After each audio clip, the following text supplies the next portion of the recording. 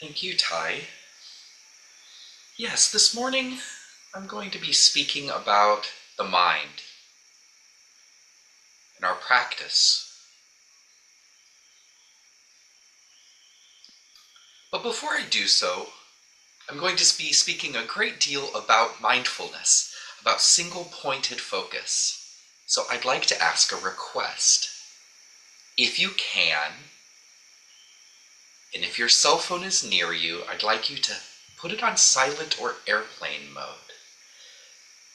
Or if you have tabs that are going to give you little dings, now's a good opportunity to close those. We're going to direct our focus in one direction this morning. This is a good practice to get into when we can. I know many people can't. They need to be able to be on call. For instance, Carol, I know sometimes you have to have your cell phone on, and that's fine. We're parents. So if you can't do that, that's okay. But I thought that this would be a great opportunity to practice focusing on one thing. Thank you for participating with that. This morning we're going to talk about the mind. I was inspired recently when I was visiting a temple that I volunteer at called Bodhi Monastery, and I came and my dear friend Tai Ton Tree was there, and I came and it was just he and I. Nobody else was at the temple. And after a quick, hey, how are ya? He did something kind of remarkable that I was very inspired by. We sat down and we just sat in silence for about 20 minutes. It wasn't awkward. It wasn't meditation necessarily in the strict sense. But it was very beautiful, the idea of just sharing space with someone and not saying anything. And it felt very special, and that's where this talk is coming from. This is what inspired this moment. So, we practice mindfulness, we practice meditation. Of course, as you already know, this is the training of the mind. This is training our mind to focus on one thing at a time. In meditation, we often use our breath for that focus, or sometimes we even count our breath and use numbers. But what does this do? If we do this every day, let's say, like Venerable Tai Kozin or Venerable Tai Z, thinking about doing this every day for 30, 40, 50, 60 years. What does it do? What does it do to our brain? What does it do to our mind? Well, we learn from many of our venerable teachers in history. For instance, the great teacher Bodhidharma that came from the West to China said, it is our mind pointing at our mind, meaning that when we do it over and over and over and over, and learn to integrate it into our day-to-day lives, how to listen and simply listen, to eat and simply eat, to nap and simply nap, to be with a situation, with a moment, something takes place. The thing that takes place is our mind ends up reflecting back only that of which is directly in front of it. It doesn't reflect what we want that image to be. It doesn't reflect what that image looked like 10 years ago, 10 minutes ago. It doesn't reflect what we're going to be tomorrow. Training our mind to focus on one thing, one point. This means that we have to train ourselves in a myriad of ways. I heard someone talking about boundaries around the not accepting things, learning to say no, for instance, like maybe in your job. This is a terrific skill. We can also employ it with ourselves. Thinking to myself, oh, I must check that email while I'm on a Sangha call, for instance. No, now is not the time. I'll wait until I'm done listening to this teacher speak, and then I will check my emails. Sitting and having a meal, eating my rice and my vegetables, I may have the thought, oh, I should really put on a Tina Turner record. Okay, everybody loves Tina Turner, but that can wait. I am now eating. When I'm done, after I put my dishes away, I can go into my living room and put on a Tina Turner record and dance around my living room and sing to her record. There's moments that we have the opportunity to practice. And these little things that we do, these sound really simple, but they are not easy. Our mind really wants to fill space. It wants to fill and fill and fill. It wants to feel satiated. We may have 20 minutes of downtime sitting in a waiting room, and we could use this as an opportunity to just simply follow our breathing or chant the Buddha's name, anything. But how often do we open a book or grab our phone or start a conversation? We do this because we want to distract from this moment. When we don't practice, this also shows up in other ways. This also shows up in ways of reading into things, maybe, that don't necessarily need to be read into. Someone will say, "Good morning, how are you?" And because we haven't focused and practiced over a period of time, or maybe we've just stepped away from our practice, maybe we start hearing something in those words that aren't there. We fall into suspicion.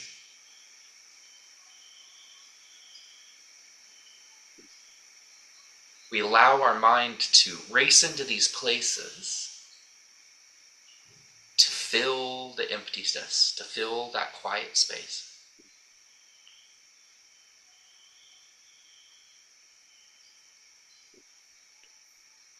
So our practice is to direct our focus. Okay, but how do we do it? How do we direct our focus? We can talk about being present all we want. That doesn't mean that we know how to do it. So how do we effectively live within a single moment? Well, we bring our awareness to our mind. Can I listen to this person that is sharing, let's say this person is sharing the events of their day with me? Can I listen to this person without any desire to respond to them?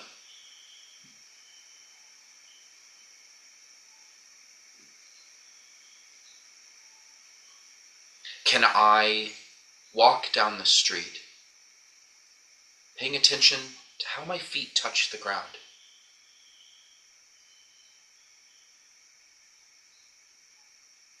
Can I go to a park and observe each tree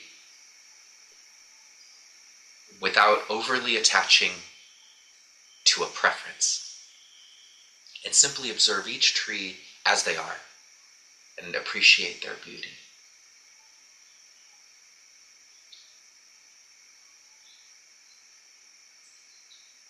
These little things help integrate our mindfulness practice, our meditation practice, into our day-to-day.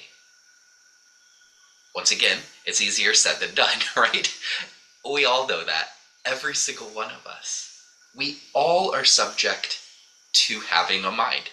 This is why practices like Buddhism exist. They exist because it's something we all struggle with, no matter who we are. No matter who we are. Even the most venerable trained masters have bad moments. There's probably, on occasion, a moment where I don't need to think this in this moment. So how do we meet our mind as it is?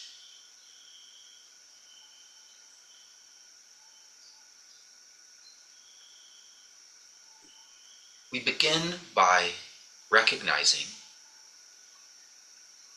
that this moment is taking place and that it won't last forever. We may find ourselves in a very unpleasant moment that we don't want to be in.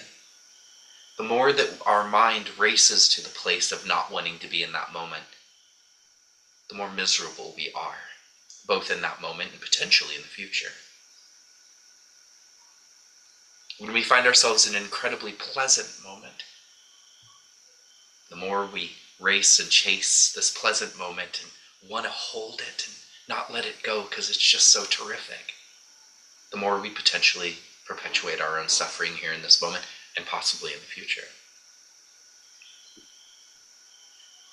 When we do things like meditation, we allow our thoughts to come and then we let them go. We don't chase them. We don't try to solve them.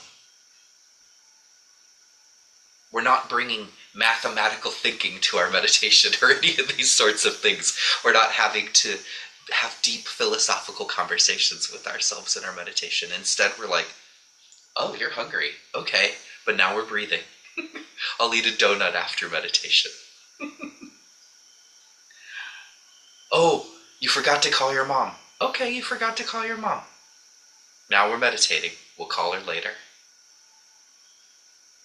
And we meet those moments, we meet those thoughts simply as they are. We validate them, we acknowledge them. But we don't fall into judgment, we don't fall into shame or frustration. Everybody's mind is working, right? We simply acknowledge that it takes place, and then we come back to whatever our focus is. Let's say our breath. We do this over and over and over and over. And we are simply aware of our mind. The more that we do this in these controlled environments like a meditation, right, the easier it will be in the future to integrate it in challenging situations.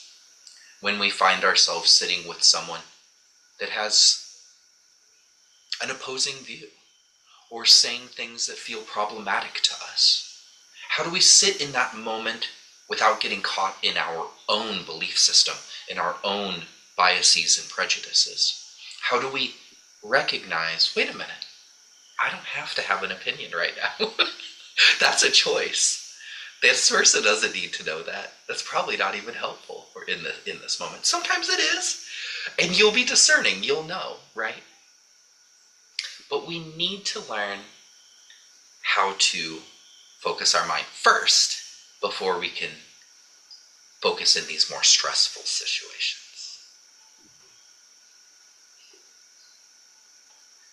So in a moment, I'm going to open it up for conversation and questions and perspectives. But before I do that, I want to remind each of us that our practice is not to reject the mind. It's not to kill the mind. It's instead to observe the mind and observe where the mind is being pulled.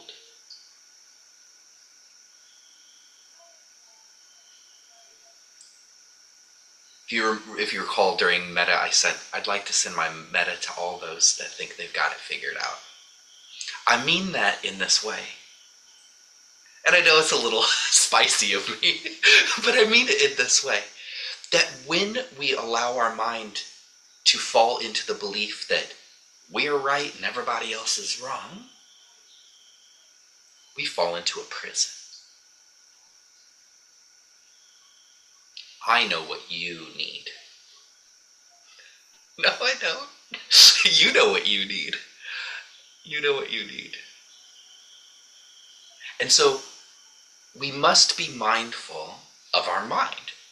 And we can do that in every moment. I know it's crazy sounding, and I know that it sounds like a lot right now. And I want you to know I hear you, and it's okay. When we start small, it grows. Just look to our teachers. Look to our teachers. We have teachers in this room that are so practiced, at stilling their mind. Look to them. Follow their example. If they can do it, you can do it too. I have absolute faith in you. I'd love to open it up for questions, thoughts, perspectives, observations, anything at all. Please don't feel shy. Thanks for listening.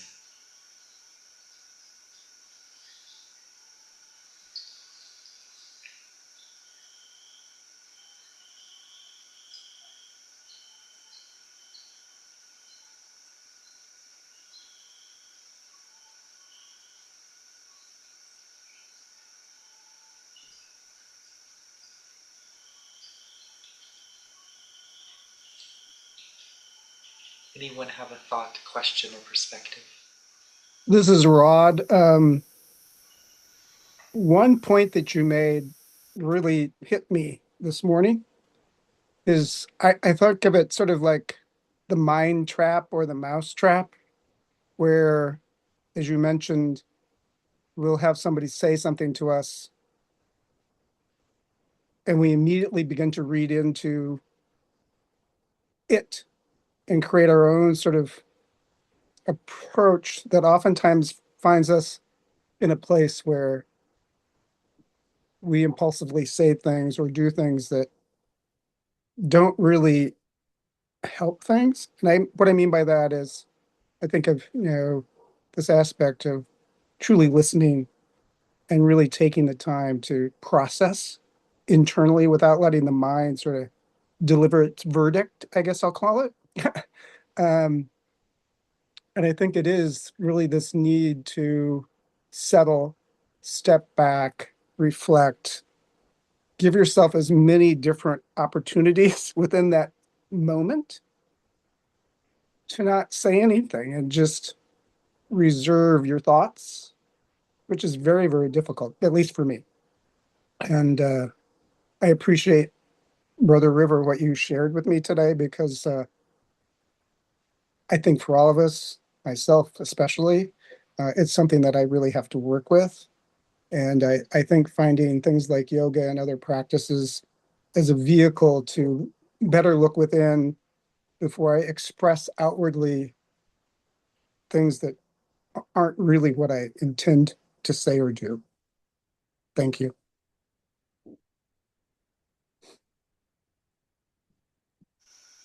Thank you, Rod. I appreciate you sharing.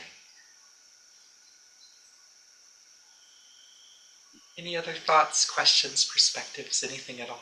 Please don't feel shy.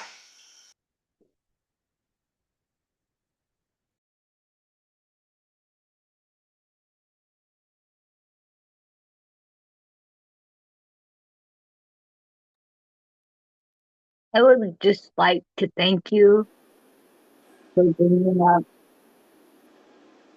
just being in the moment and being mindful.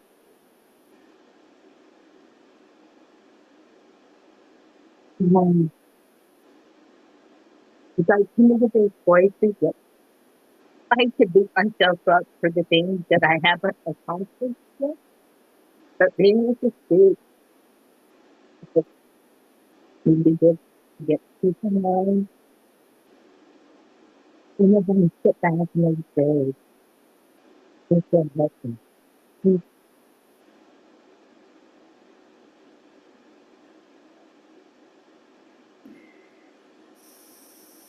Thank you, Myrna. I apologize, I had a bad connection. I had trouble hearing you, but thank you. Friends, any other thoughts before we move toward our meditation? Anything? Oh, yes, we have two. Venerable Taisi, and then, Carol, did I see your hand come up? Yes, and then we'll go to Carol. Thank you, Brother River. I think this is this mindfulness practice stuff, which has become so stressed in our teachings, has some good lessons. And the lesson that you brought out in your talk, and I'm so glad you did, which is our mind is not our enemy. We're not here to try to kill it. We're trying to learn how to recognize it as the friend it used to be until we filled it with a whole lot of other stuff. And so take your friend on a calm walk, take your friend on a calm sit. It is always there as your tool. Thank you.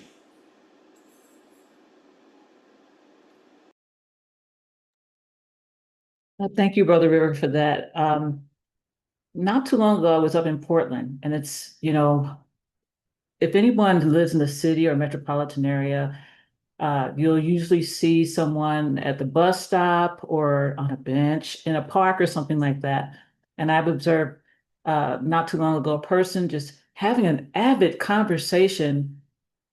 And I was thinking they were looking in a certain direction and they were really almost having an argument.